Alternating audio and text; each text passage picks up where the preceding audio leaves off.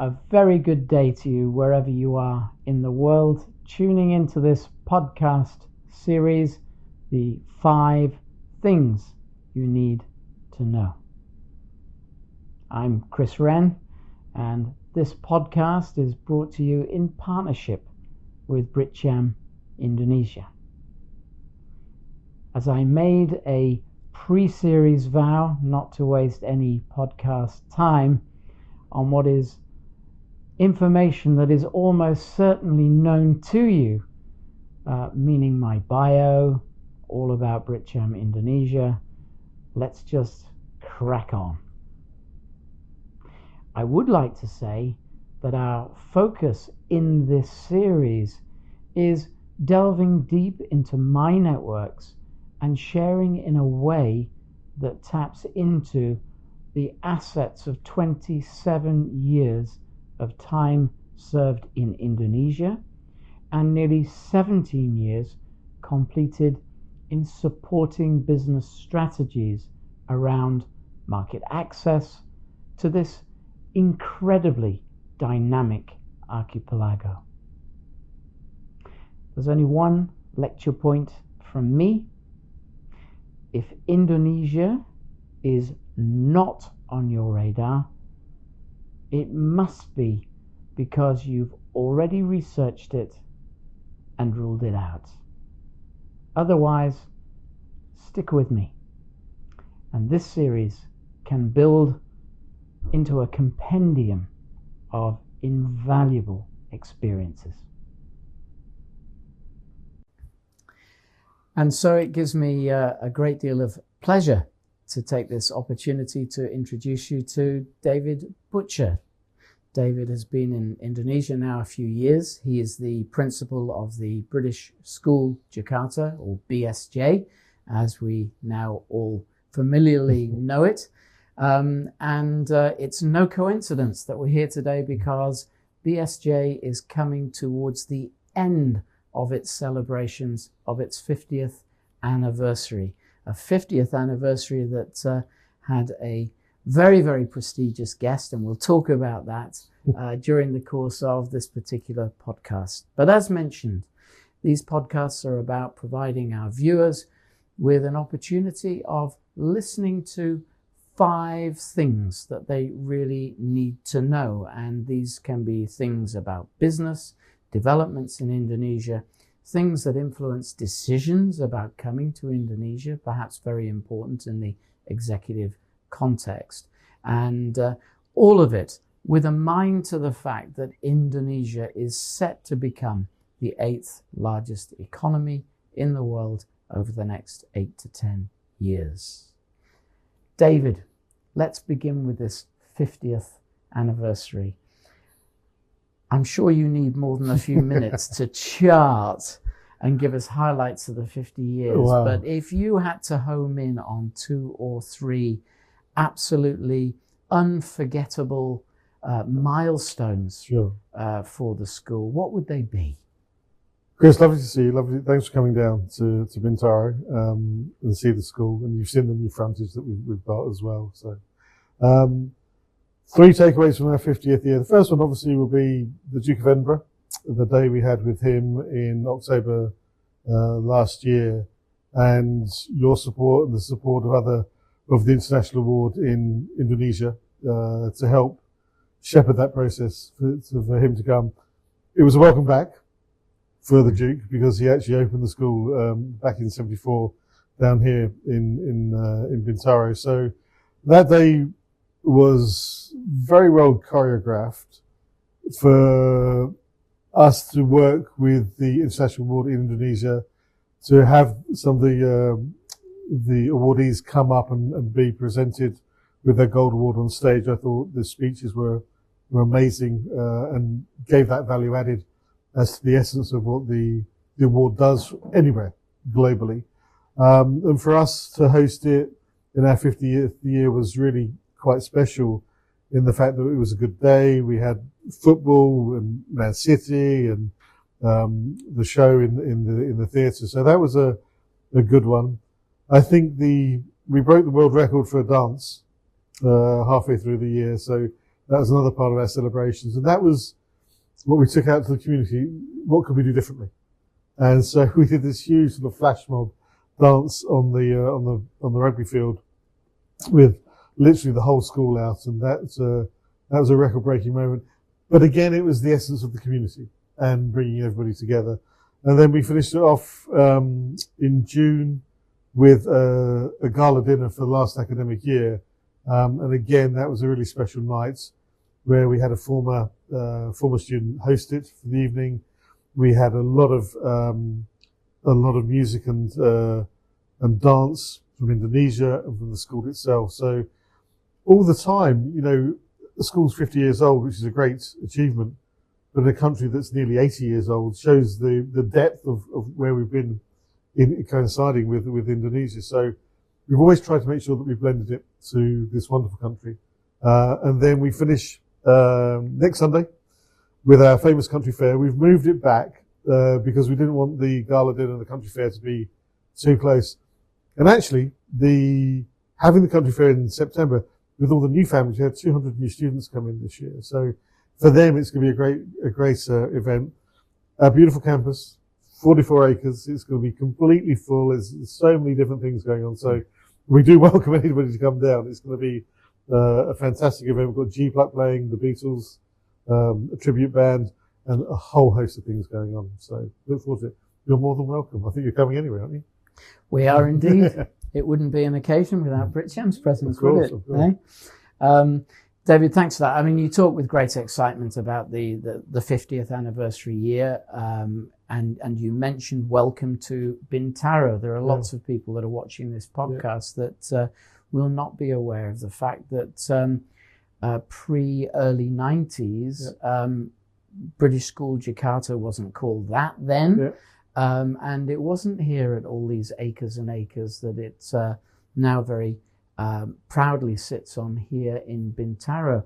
And I think it's fair to say, as somebody, I wasn't here when you first moved, but I was here a few years after you moved, 1998, 99. I think my son had the pleasure of being a student here. There were lots of people that questioned the wisdom of moving way outside to a place where very few roads, no toll connections. It was out in the villages, out in the sticks. Right. But of course, in retrospect, the vision and the wisdom that drove that vision is very, very clear and evident with some of these infrastructure developments that you've been able to take on. And perhaps just talk us through the latest and greatest, because when we came in, we saw construction cranes, which one doesn't expect to see on a functioning school place. So, well, thanks, Chris. I mean, I think where you've got to position BSJ, along with other schools in Indonesia, is that we're a non-profit, non-franchise school. And we're incredibly proud of that fact, in the sense that everything that we do when it comes to education and any operating surplus that we make, we will always put back into the school. Mm-hmm. The parents know that. We are very clear about our mission, vision, and values. And, you know, we shape the school and the school shapes us is one of our mantras. So our latest project, along with one of our partnerships, was that if you take and we've done a lot of work on this topographically, Jakarta is a hotbed for lightning. And we did many, many studies.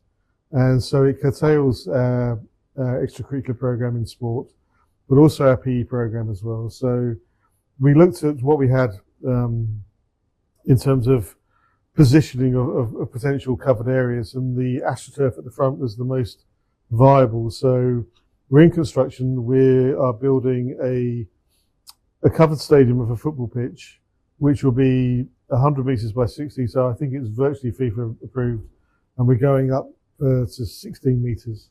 So it's going to be an amazing structure. Most of it is actually being built off-site, and it's going to come in, and it's kind of a Meccano. They're going to put it all together, and we're aiming for April 25 or thereabouts. And obviously, with our partnership with Manchester City, you're a Liverpool fan, I'm a West Ham fan, but Manchester City really do have the best partnership for schools at the moment, and they're growing. We're still the only school in Asia. There's 7 or 8 down in Australia. Others growing around this region and India and Europe. But we have 2 coaches, and the whole idea was that the USP was for every single child from year 1 up. So wherever it is in their PE program, they get taught by our local coaches. So that's a great educational social responsibility for us. We're training local coaches the Man City way. And then we have our extracurricular program, and then we have tournaments, and then so on and so forth. So having a stadium, which I don't think any other school in Southeast Asia has to that size, will be a massive boost for our kids and for hosting. And also we'll rent it out when we're not using it for the students itself. So looking forward to it. It's a great build.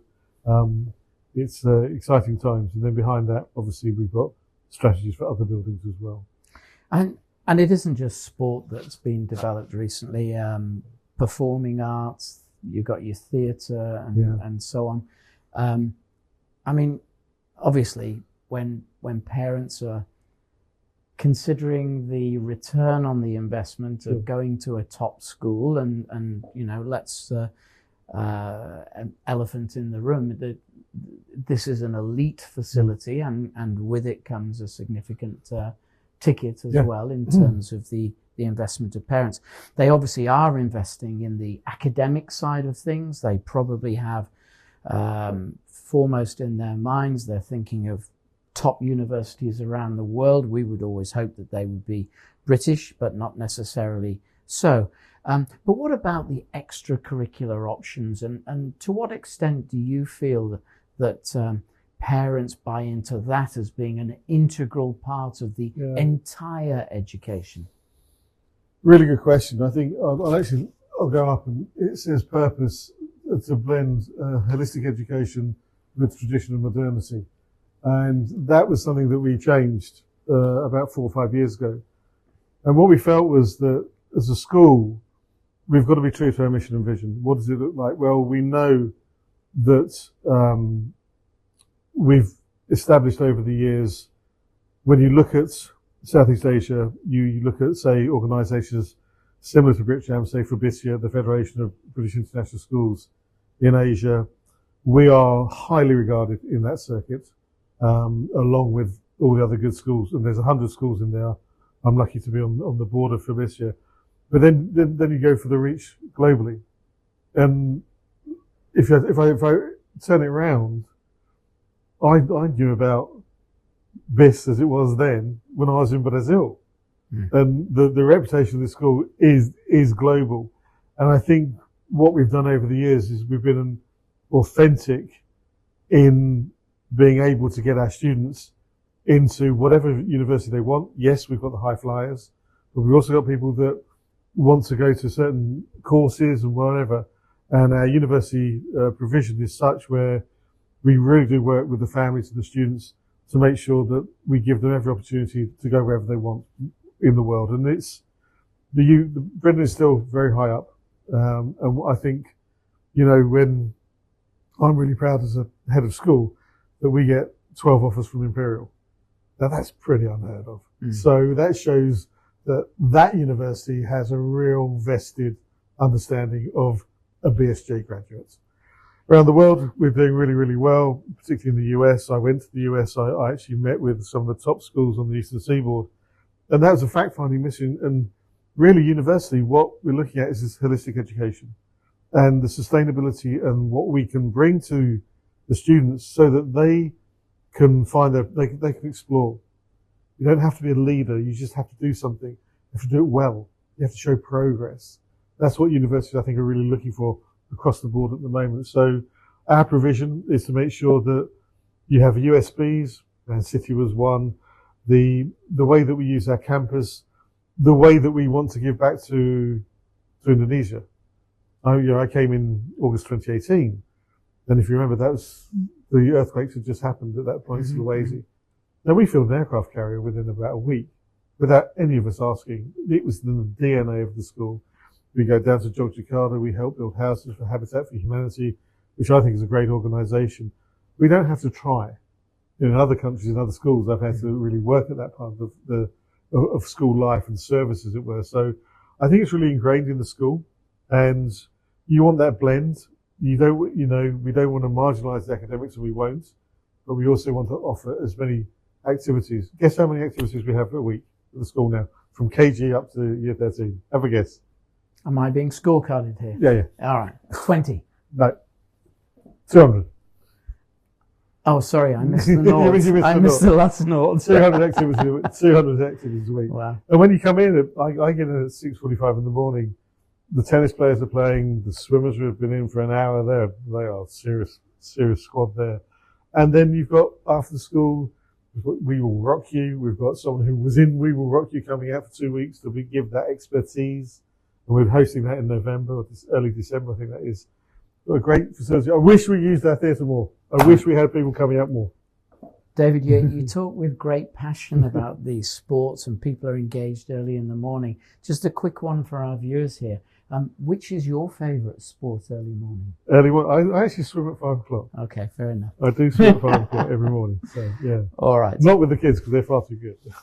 Okay, so you have the holistic approach. Yeah. The extracurricular activities are very important in terms of character building and creating context with communities and the way the world is basically developing, and sustainability is something just about anybody cannot have a conversation for 30 minutes or more without referring to it.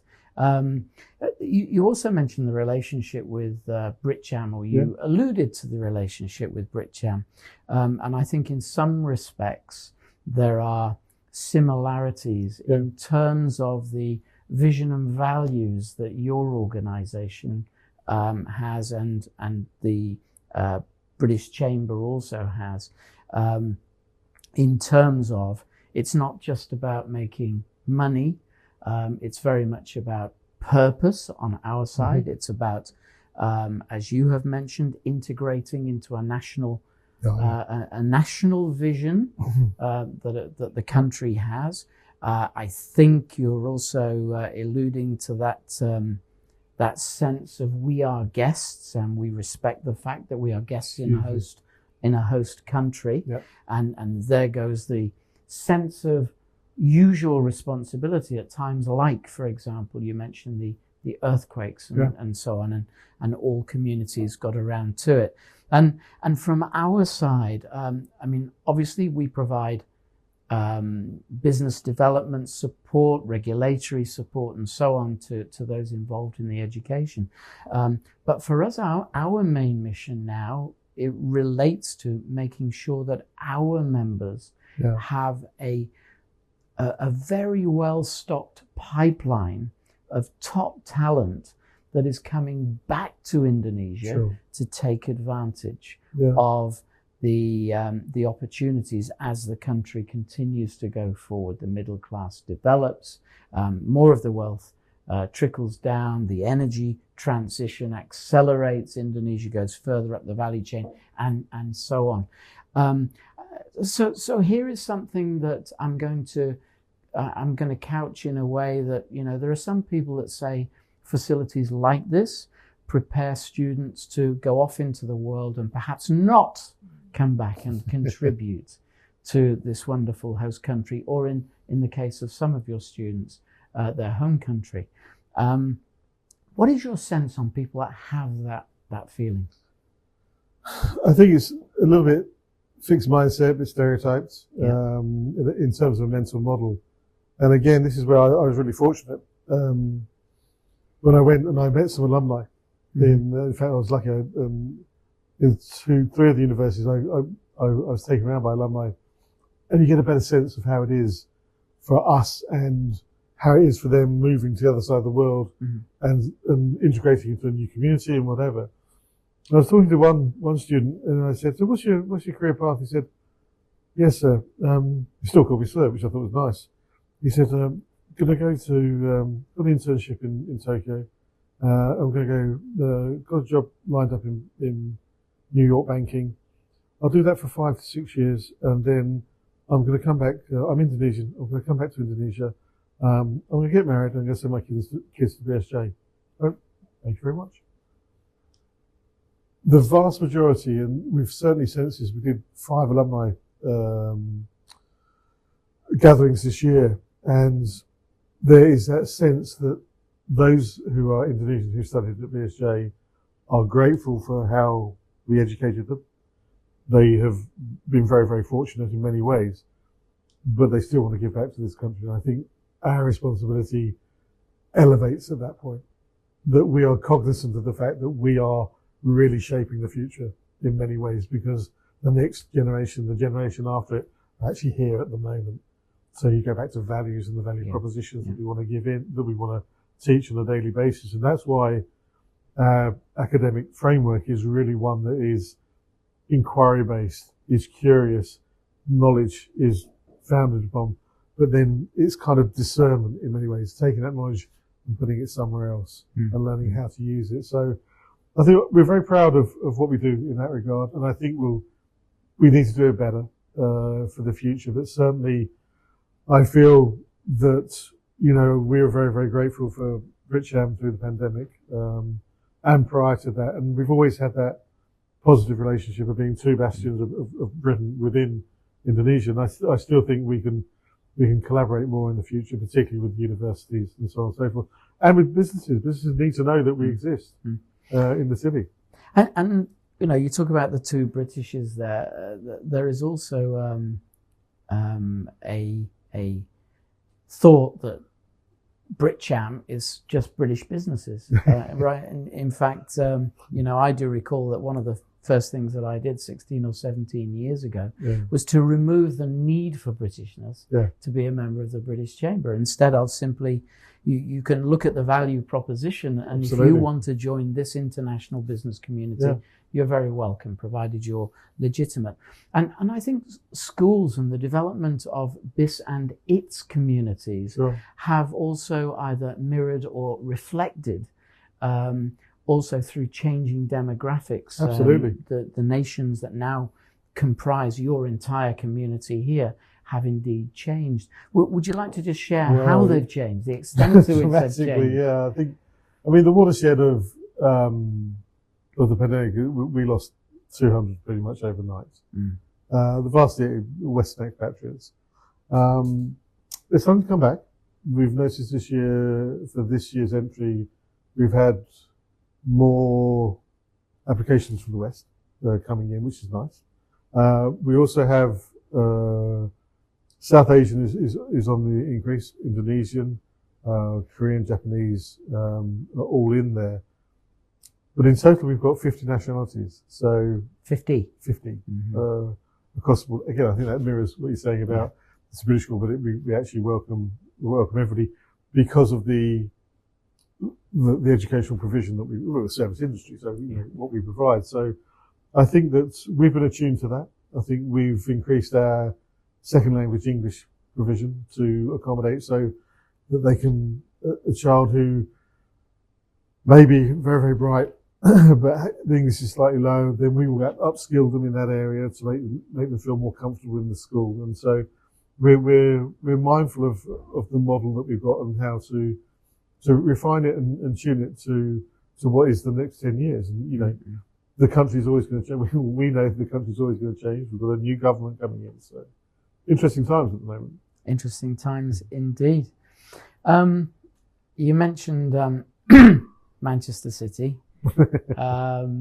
Yes, I think anybody watching this who knows me knows that my affiliation lies elsewhere. And you put yours out there as well. Your relationship is highly visible. Would you perhaps like to share what the driver was behind establishing this relationship with Manchester City Football Club? I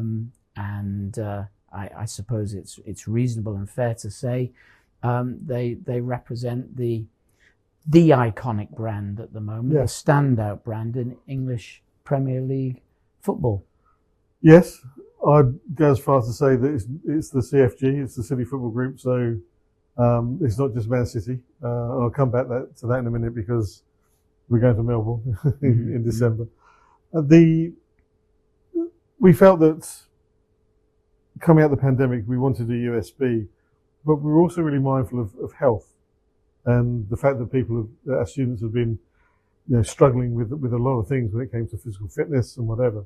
And to have a partnership, see, most of the Premier League franchises parachute a big name in for a week or something like that. The difference with City was that we were going to employ 2 of their coaches who would be here permanently, in that it was how to really bring the values of what they've got. I've been to their training ground many times now, but to see how they worked and to replicate that here, to be on time, to be punctual, to be smart, to listen, to be active, to be aware of how to do the drills and to do them properly. I think all of that actually permeates now through all our sports. And City have learned from us in many ways, and I thought there's always going to be a reciprocity on that. But we've actually managed to elevate the sport to the point where we wanted the children to have something that will be a lifetime memory. So over the years, we've had our students go to the Etihad. They go and train on the training ground, which is next door to the stadium. Mm-hmm. They go and watch a Premier League game, which is in Indonesia. I mean, we all love the Premier League. This year's been a bit special. For the first time, we're taking a girls' team, just the girls' team, to Manchester, and they, I think, will get really special treatment because the Man City ladies are superb, and hopefully they'll get maybe some training with a B team or something like that. But experientially, it's something that you'll never get again. We had the 4 trophies. We had the FA Cup, the Champions League trophy, the Premier League trophy, and the Super Cup in school last year. You'll never get that again. I don't think any team will win 4 again like that. Yeah. Certainly not West Ham. So it was all the time giving that experience. And then from the age of 11, so we take our 11-year-olds to Abu Dhabi for the big city tournament there. And this year, because they're in Melbourne, we're taking a group down to Melbourne as well. So the reach of this is always going to be, the connectivity was always going to grow. They've got plans for other schools, but not too many, but I think the interconnectivity. And when you watch as students play, they play pretty much as the first team. Yeah. It's the same system, so I love that. David, again, as the British Chamber of Commerce, the business of the Premier League, well, it is a business, very much an international business. And in terms of market access support and business services, we have worked with a number of football clubs over the years. And one thing that has come out with certain businesses is their reticence to align with one particular brand among a fan base that is very, very partisan. Yes. Was there any concern at all? And if there was, to what extent was this concern about the fact, hang on, Manchester City's a great club in the modern context of the game.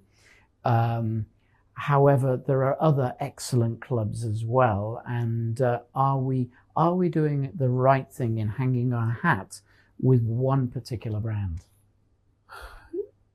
It was obviously considered at board, and we went through it. I mean, the whole process took, I think, 18 months, 2 years. And we went through that. What they were offering, we felt mirrored what we would want a standout organisation in sport to do. That being that year on year we could really embed it and we could really support it. And the football school as well is really important to us because we open it up from 5 o'clock. We offer it to the local community as well. So that was a big thing for us. The stadium will obviously help us with that. But the way that the contract is designed, it meant that the partnership was one where we felt there was a sure footing for us and a long-term plan for us to actually have worth. And certainly having the coaches, I mean, the coaches are here, you can see them, they walk around in city gear. And they in turn are looking after 6 local coaches that we're training up all the time. So put all those parts together, it felt like the right deal for us at the time. So okay, I'm putting words in your mouth here. it almost, the brand itself was a little bit peripheral to the decision. The decision was rather more about values, vision, Education. community, Absolutely, education. Yeah. If another Premier League club had come with a similar model, I think we'd have looked at both and gone, okay, which one's really going to suit us? Yeah.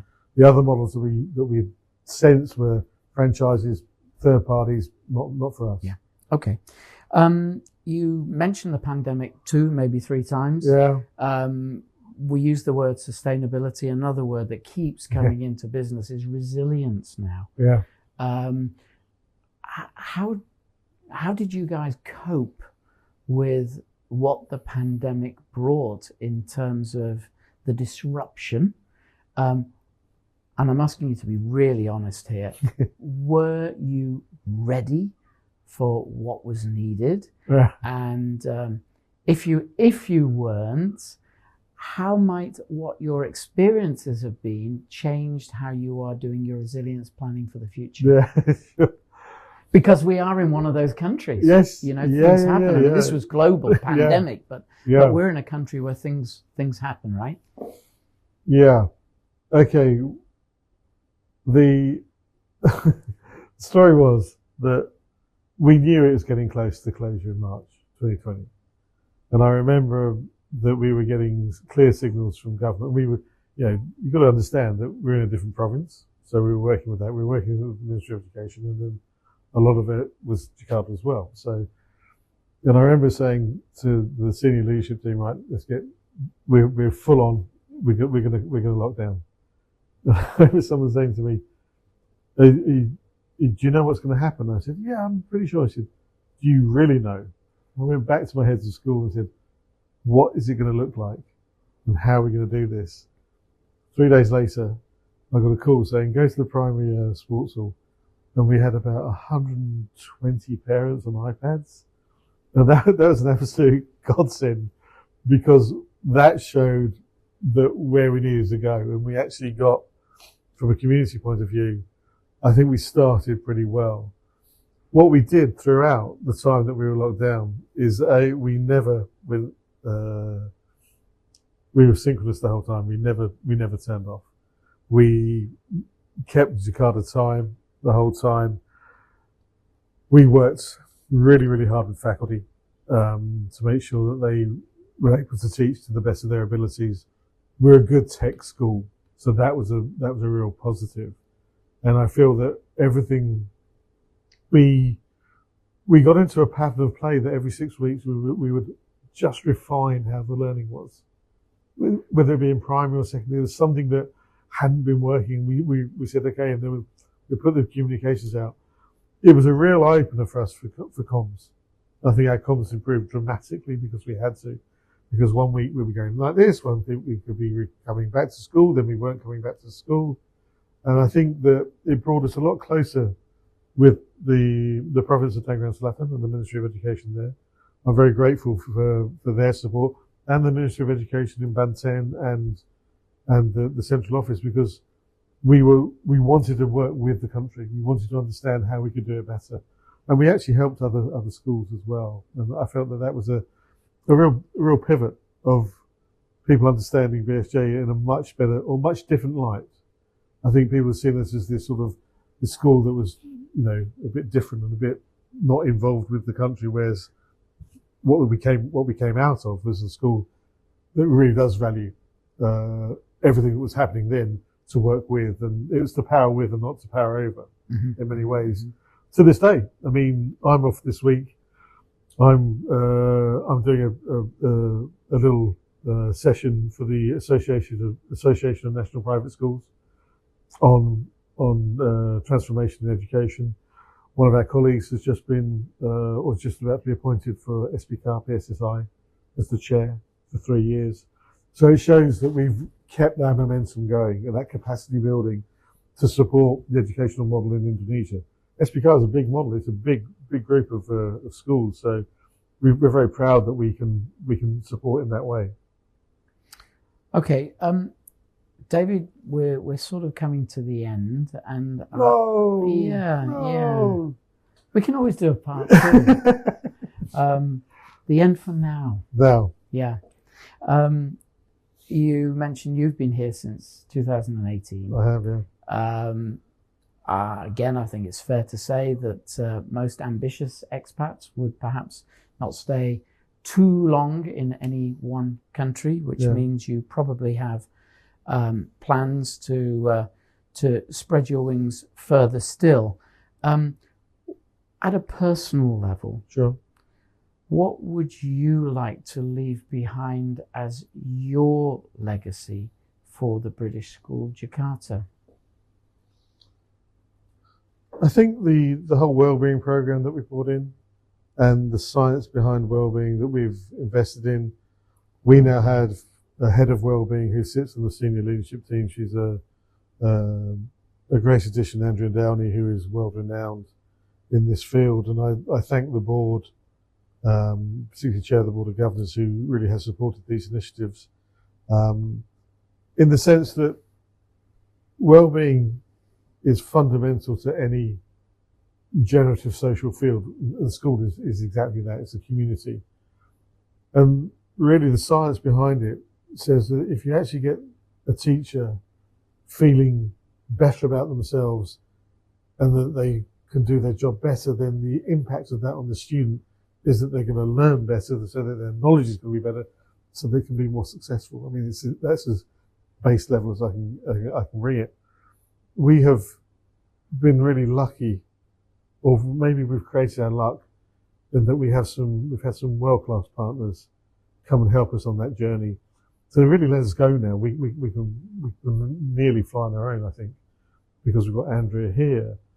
And just that awareness that in 2024 and beyond, that with compassion, with an awareness of well-being, of how you can show up, how you can talk, how words matter, how actions or inactions can be productive or counterintuitive to what you're wanting to do.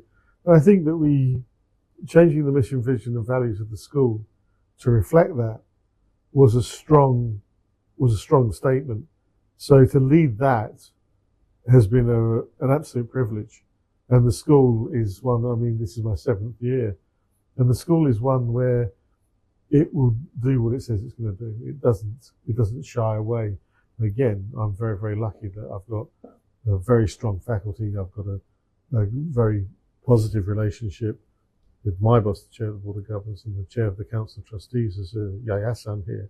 And everybody really is working for the same purpose, which is to provide world-class education. Okay.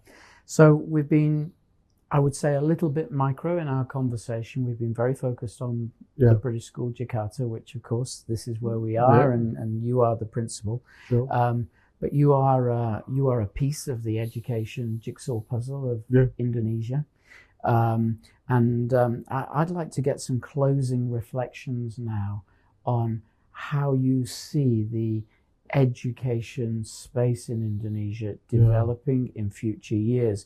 For those of our viewers who are looking at this as a first look of Indonesia, I perhaps caveat what we're saying or offer the information that Indonesia has been de facto closed to international influence in the education space for decades, and arguably as a result is behind some neighbouring countries when it really needn't be and shouldn't be. Yeah. But in the last 2 or 3 years, we have seen a considerable liberalisation of approach under Minister Nadiem in the education side, welcoming more international influence, in the belief that influence will rub off positively, will raise standards, and get the nation's younger people, and there is still this demographic dividend in Indonesia, will get the nation's younger people better equipped to contribute to and take advantage of everything positive that's going to happen here on in. Do you believe that the transition is in fact something that is going to continue? Is it going at a fast enough pace? Is it going in the right directions? Certainly, I would say You've got to take the context of the country because it's so enormous. 285 million people plus. And what you sense, if you've been here a number of years, there's always a sense of wanting to improve and wanting to be skilled and to do that better, and none more so in education. Mm-hmm. Mm-hmm. You know, when we work with schools, we have a sister school, SMA4. When we go down there, we work with them on English, and the appetite for learning from the teachers is absolutely superb. They want to see. We've had primary schools come in here or kindergarten working with us on English, and it's like they're so proud to be learning, and actually, you know, lifelong learners is a great phrase. So yes, it's going in the right direction. You'd hope that some of the infrastructures that have been put in place over the last 2 to 3 years, and I would say this as an international educator, I think they're really good. I think they're really strong for education in the 21st century. And education isn't a great mover. We're still pretty much using an industrial model.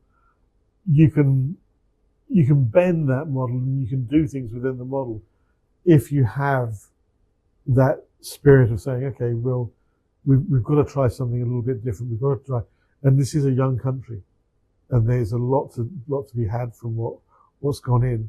And certainly we want to, as a school, recognise. Again, it goes back to tradition and modernity. Bring them together.